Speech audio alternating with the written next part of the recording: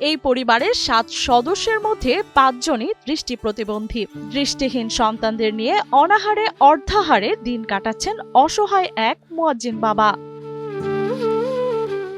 এই পরিবারে চোখে দেখতে পাওয়া বড় 2 বোনের বিয়ে হলেও বাকি 5 জন দৃষ্টি প্রতিবন্ধীর সংসার চলছে অভাব অনটনে। আমার বড় বোন 2 জন, ওরা দৃষ্টি প্রতিবন্ধী ছাড়া ওরা আল্লাহ দরবারে ভালো হয়েছেন। আর আমার বাবা মা আমি আমার 2 বোন দৃষ্টি প্রতিবন্ধী। আমার বড় বোনকে বিবাহ দিয়েছি এবং তার পরের জন্য তারা বিবাহ দিয়েছি। আমরা 3 ভাই বোন অবিবাহিত। কুড়িগ্রাম সদর উপজেলার হলখানা ইউনিয়নের মুক্তারের হাট এলাকায় বসবাস দৃষ্টি প্রতিবন্ধী মোহাম্মদ শহীদার রহমানের পরিবার। তিনি পেশায় ছিলেন মুয়াজ্জিন। করোনা হওয়ার পর মসজিদে মুয়াজ্জিনের কাজ হারান শহীদার রহমান। চাকরি হারানোর পর থেকে বন্ধ হয়ে যায় পরিবারটির আয়। আমার ছেলে মেয়ে আমরা 5 জন, আমার বাড়ির স্ত্রী ভাই 5 জন লোক, 5 জনে বেকার, কোনো কাজ করতে পারিনি। আমার ছেলেটা যদি একটা মডেল মসজিদের একটা মুয়াজ্জিনি দিত, তাহলে ওই উপার্জনটা দিয়ে আমাদের পরিবারটা চলতে পারত।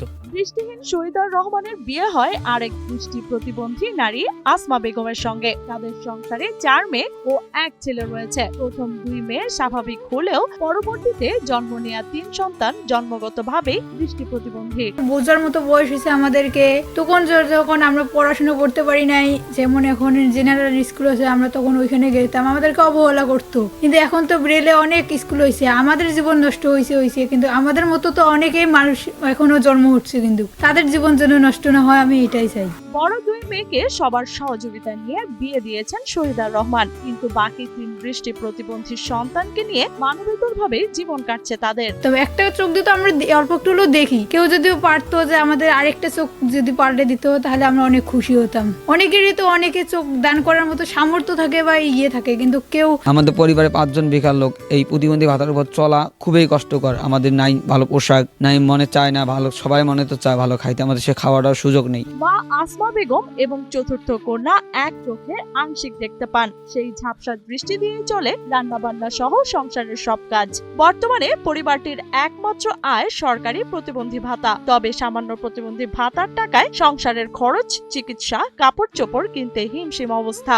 ইচ্ছে থাকলেও ভালো কিছু খাওয়ার উপায় নেই তাদের। কোনো আয় নাই আমার, ওই আয়ের মধ্যে ওঠে এই যেটা ভাতা পাই 3 মাস পর ওই ভাতাটা দেয়, ওই ভাতাটার আয়, এছাড়া কোনো আয় নাই। এর মধ্যে মনে করো খাওয়া দাওয়া অসুখ বিসুখ যা আছে সম্পূর্ণ পেতে চলা সম্ভব। 20 সাল আসিয়া ওই এওটা হলো আমাদের প্রতিবন্ধী ভাতাটা, ওটা আসি 20 সালে 5 জন কার্ডে হইলো, হওয়ার পর সেই দিন নাই। আরএফএল এসডব্লিউআর পাইপি মাপে যা বলে তাই দেয়। RFL SWR pipe and fittings.